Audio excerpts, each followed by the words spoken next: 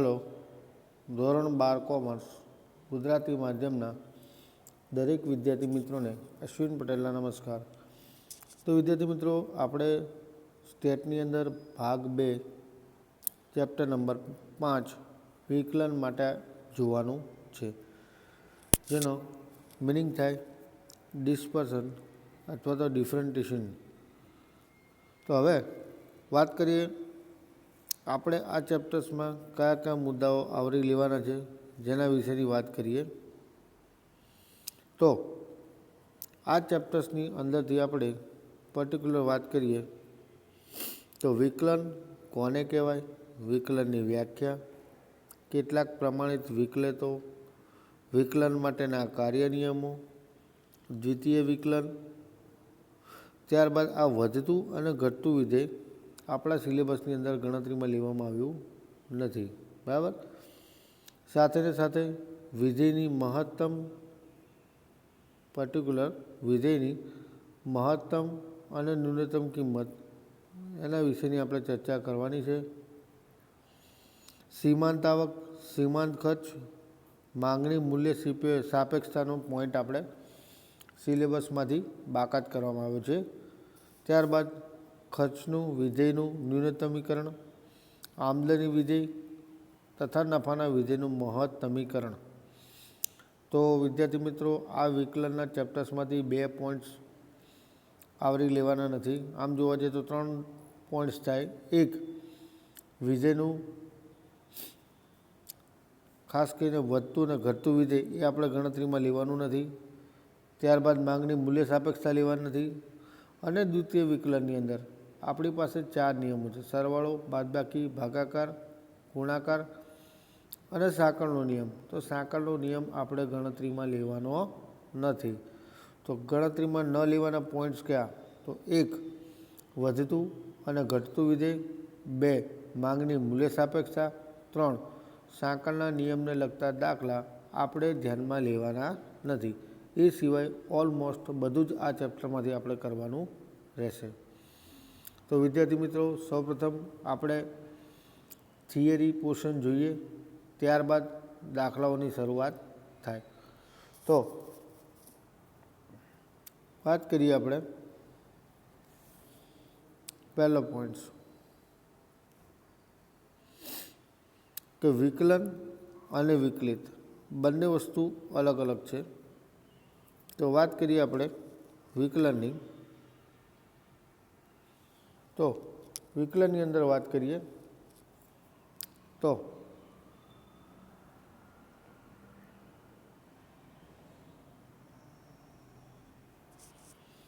સૌપ્રથમ આપણે જોવાનું છે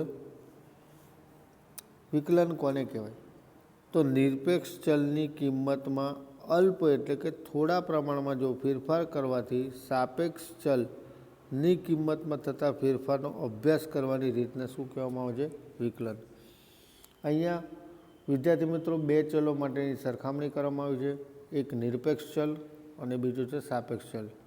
તો નિરપેક્ષ એટલે કે સ્વતંત્ર ચલ. તો સ્વતંત્ર ચલની કિંમતમાં જો થોડો ઘણો ફેરફાર થાય તો તેની સાપેક્ષ કિંમતમાં જેટલો પણ ફેરફાર થાય છે એ અભ્યાસ કરવાની રીત એટલે બીજું કશું જ નહીં, વિકલન કહી શકાય. ત્યારબાદ આગળ વધીએ તો વિધેયનું વિકલિત મેળવવાની પ્રક્રિયાને વિકલન તરીકે ઓળખવામાં આવે છે. ત્યારબાદ સાપેક્ષ ફેરફાર આપણને કહે છે y બરાબર f(x) થાય જ્યારે ચલ એક્સની કિંમતમાં, અહીંયા મતલબ કે ચલ એક્સ આપણા માટે કેવો થયો? નિરપેક્ષ ચલ, સ્વતંત્ર ચલ. ચલ એક્સની કિંમતમાં અલ્પ વધારો કરીને એથી માંડીને a+h કરવામાં આવે, એટલે કે આ થોડોક વધારો કર્યો. પહેલાં માત્ર ચલ કોઈ પણ એ હોય એમાં વધારીને a+h કરવામાં આવે ત્યારે વિધેયની કિંમત f(a) બનીને શું બનશે? f(a+h) થાય. આમ એક્સની કિંમતમાં h જેટલો ફેરફાર કરવામાં આવે ત્યારે વિધેય fxની કિંમતમાં f(a+h) માઇનસ f(a) જેટલો ફેરફાર થાય.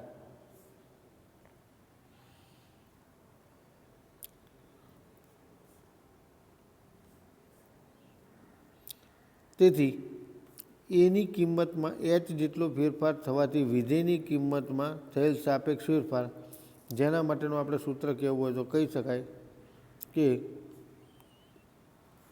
આવો ફેરફાર સામાન્ય રીતે એફ કૌંસમાં a plus h minus f of a upon h થઈ શકે.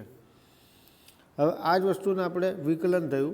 વિકલનને આપણે વિકલિત સ્વરૂપમાં જોવું હોય તો ધારો કે f semicolon a race to r, જ્યાં એ બિલોંગ્સ ટુ એ, જ્યાં એ આરનો કોઈ પણ વિસ્તૃત અંતરાલ છે અને એચની કોઈ પણ ખૂબ જ અલ્પ કરવામાં આવે તો લિમિટ એચ રેસ ટુ 0, જેને કહી શકાય એફ કૌંસમાં a plus h minus f of a upon h નું અસ્તિત્વ ધરાવે છે એમ કહેવું હોય તો કહી શકાય. તો આ લક્ષને વિધેય એફનું એ આગળનું વિકલિત અથવા તો વિકલન ફળ તરીકે ઓળખવામાં આવે છે, જેને સંકેતની અંદર એફ ઓફ ડેશ એ વડે દર્શાવવામાં આવે છે. તો માટે એફ ઓફ ડેશ એ માટેનું આપણું સૂત્ર શું થશે? તો એફ ઓફ ડેશ એ બરાબર એમ પણ કહી શકાય કે limit h race to 0 f કૌંસમાં a plus h minus f of a upon h. અહીંયા આપણે એફના પ્રદેશગણના કોઈ પણ એક્સ સભ્ય માટેની વાત કરીએ તો એના સ્થાને શું મૂકી દેવું પડે? એક્સ. તો એફ ડેશ એક્સ બરાબર limit h race to 0 f કૌંસમાં x plus h minus f of x upon h. આ આપણા માટે બેઝિક સૂત્ર થયું. આ વસ્તુ ખાસ ધ્યાન રાખવાની. ત્યારબાદ વાય બરાબર એફ ઓફ એક્સ હોય તો એફ ડેશ એક્સ બરાબર ડીવાય અપોન ડીએક્સ વડે દર્શાવવામાં આવે છે. આ એક વસ્તુ મોસ્ટ ઇમ્પોર્ટન્ટ છે આપણા માટે કે વાય બરાબર જો એફ ઓફ એક્સ હોય તો એફ ડેશ એક્સને ડીવાય અપોન ડીએક્સ વડે દર્શાવવામાં આવે છે. હવે એના ઉપરથી આપણે વિકલન અને વિકલિતની વ્યાખ્યા અને એના સૂત્રના સ્વરૂપમાં આપણે ફોર્મ જોયા. હવે કેટલાક આપણે પ્રમાણિત વિકલનો વિશેની વાતો કરવાની છે. તો વિકલિત વ્યાખ્યાનો ઉપયોગ કર્યા સિવાય સીધું વિકલિત મેળવવાની નીચેના પ્રમાણિત વિકલનો તરીકે ઉપયોગ થાય છે. તો અહીંયા આપણા માટે 2 પોઈન્ટ્સ ઇમ્પોર્ટન્ટ છે કે જો વાય બરાબર એક્સની એન ઘાત હોય તો ડીવાય અપોન ડીએક્સ બરાબર n into x raise to n minus 1. આ સૂત્રનો ઉપયોગ દ્વારા સીધું વિકલિત ફળ મેળવી શકાય. એ રીતે માની લો કે વાય બરાબર શું હોય? કે હોય તો ડીવાય અપોન ડીએક્સ, જ્યાં બરાબર પ્રથમ સ્વરૂપ શું થાય? 0, જ્યાં કે આપણા માટે કેવી સંખ્યા થશે? અચળ સંખ્યા. તો જ્યારે વિકલનના ઉપરથી સીધું વિકલિત ફળ મેળવવાનું હોય તો એની બેઝિક કન્ડિશન આપણા માટે આ થશે કે ડીવાય અપોન ડીએક્સ બરાબર 0 થાય. આ પ્રથમ વિકલન માટેની શરત કહી શકાય. સેમ એ રીતે આપણે દ્વિતીય વિકલન જોઈએ તો દ્વિતીય વિકલન કોને કહેવાય? તો જો વાય બરાબર એફ ઓફ એક્સ હોય અને ડીવાય અપોન ડીએક્સ બરાબર એફ ડેશ એક્સ હોય, જેને પ્રથમ કક્ષાનું વિકલન કહેવાય, અને વિધેયના પ્રથમ કક્ષાના વિકલિતને દ્વિતીય વિકલન કહે છે, જેને સંકેતમાં d square y upon dx square તરીકે ઓળખવામાં આવે છે. અથવા તો એને એફ ડબલ ડેશ એક્સ તરીકે પણ દર્શાવી શકાય. હવે એના સૂત્રો આપણે જોવું હોય તો કહી શકાય કે d square y upon dx square બરાબર થાય ડી અપોન ડીએક્સ કૌંસમાં ડીવાય અપોન ડીએક્સ, અથવા તો બીજા સ્વરૂપમાં કહેવું હોય તો કહી શકાય f double dash of x બરાબર d upon dx into f dash x, કારણ કે એફ ડેશ એક્સનું મિનિંગ જ થાય ડીવાય અપોન ડીએક્સ. આમ દ્વિતીય વિકલિતનો ઉપયોગ ખર્ચના વિધેયને ન્યૂનતમ બનાવવા, આમદની વિધેય નફાના વિધેય મહત્તમ બનાવવા માટે ઉપયોગ કરવામાં આવે છે. ત્યારબાદથી આપણે વધતું અને ઘટતા વિધેયને આપણે સિલેબસમાંથી બાકાત કરવામાં આવે છે. ત્યારબાદની વાત કરીએ કે વિધેયની મહત્તમ અને ન્યૂનતમ કિંમતો માટે. તો મહત્તમ કિંમતની શરૂઆત કરીએ તો કોને કહેવાય વિધેયની મહત્તમ કિંમત? તો વાય બરાબર એફ ઓફ એક્સ હોય, જ્યાં એચ એ અલ્પ ધન સંખ્યા હોય, તો f a greater than f x plus h, તેમજ f a greater than f કૌંસમાં એ માઇનસ એચ હોય, તો એક્સ બરાબર એ આગળ મહત્તમ વિધેય છે એમ કહેવું હોય તો કહી શકાય. મતલબ F of any value F કૌંસમાં એ પ્લસ એચની વેલ્યુ કરતાં મહત્તમ હોવી જોઈએ, તો એને મહત્તમ વિધેય તરીકે ઓળખવામાં આવે છે. હવે એની આપણે શરતો જોઈએ કે મહત્તમ વિધેય માટેની શરતો કઈ. તો જરૂરી શરત છે પ્રથમ વિકલન મેળવવામાં આવે છે એફ ડેશ ઓફ એ બરાબર શું થશે? 0.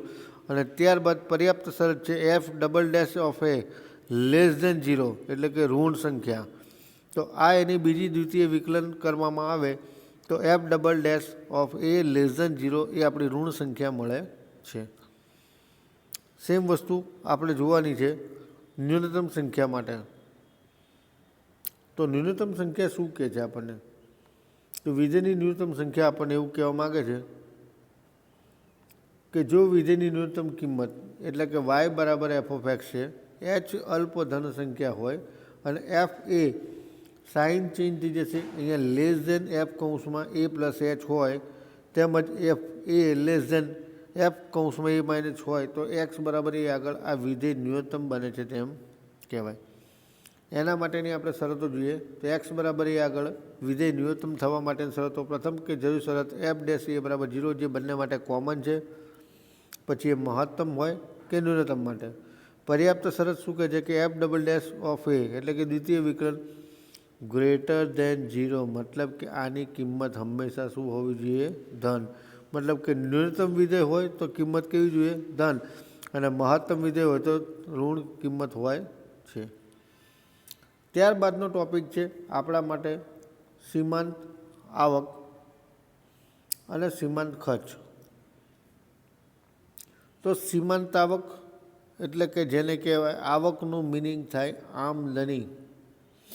તો બીજા અર્થમાં સીમાંત આમદની પણ કહી શકાય. તો વસ્તુની માંગમાં અલ્પ ફેરફાર થવાથી આવકમાં થતા ફેરફારને સીમાંત આવક કે સીમાંત આમદની તરીકે ઓળખવામાં આવે છે. તો વસ્તુની માંગમાં થતો અલ્પ ફેરફાર, જે આવકમાં થતા ફેરફારને સીમાંત આવક કે સીમાંત આમદની તરીકે ઓળખવામાં આવે છે. એક્સ બરાબર અહીંયા થશે વસ્તુની માંગ, પી બરાબર વસ્તુની એકમ દીઠ કિંમત હોય તો, અને આમદની આર બરાબર મેઇન સૂત્ર આપણું બનશે આર બરાબર એક્સ ગુણ્યા પી, એટલે કે વસ્તુની માંગ અને વસ્તુની એકમ દીઠ આ બંનેનો ગુણાકાર કરવાથી તમને કુલ આવક એટલે કે આમદની પ્રાપ્ત થાય છે. તો આમદનીને સંકેતમાં આર વડે દર્શાવવામાં, આર એટલે કે રિવેન્યુ એટલે આવક.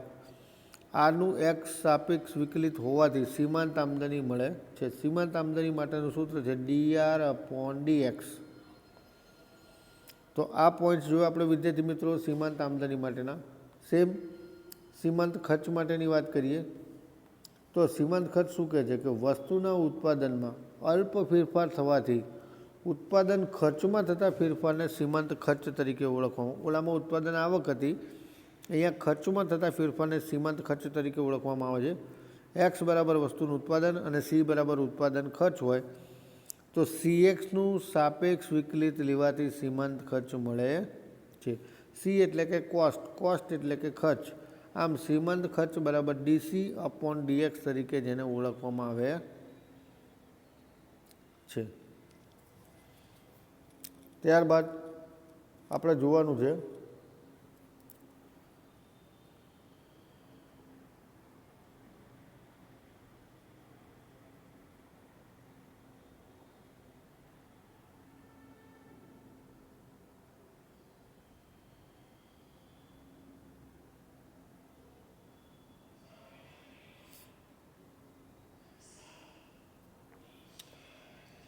માંગની મૂલ્ય સાપેક્ષતાની વાત કરીએ તો માંગની મૂલ્ય સાપેક્ષતાની અંદર આપણે જોવાનું છે કે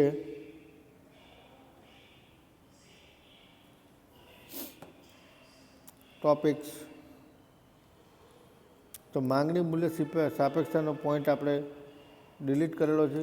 એ સિવાય વાત કરીએ તો ખર્ચનું ન્યૂનતમીકરણ. તો તો ખર્ચનું ન્યૂનતમકરણ કહેવાય કોને? તો ખર્ચનું ન્યૂનતમકરણ એટલે કહેવાય એક્સ બરાબર જ્યાં ઉત્પાદન એકમ હોય, સી બરાબર ઉત્પાદન ખર્ચ હોય. તો ઉત્પાદન ખર્ચના ન્યૂનતમીકરણ કરવા માટેની શરતો, પ્રથમ શરત કે ડીસી અપોન ડીએક્સ બરાબર શું થશે? 0. અને એનું બીજું પર્યાપ્ત શરત એટલે કે દ્વિતીય વિકલનની વાત કરીએ તો d²c upon dx² greater than 0. આ બીજી દ્વિતીય વિકલન ધન થાય એના માટેની શરતો છે. ત્યારબાદ વાત કરીએ તો આમદની માટેની વાત છે. તો આમદનીનું મહત્તમીકરણ. તો આમદનીનું મહત્તમીકરણ આપણને શું કહેવા માગે છે કે એક્સ બરાબર શું હોય? વસ્તુની માંગ. પી બરાબર વસ્તુની એકમ દીઠ કિંમત હોય તો આમદની આર બરાબર એક્સ ઇન્ટુ પી થાય. કુલ આમદનીના મહત્તમીકરણ માટે જરૂર શરત ડી આર અપોન ડીએક્સ બરાબર શું થશે?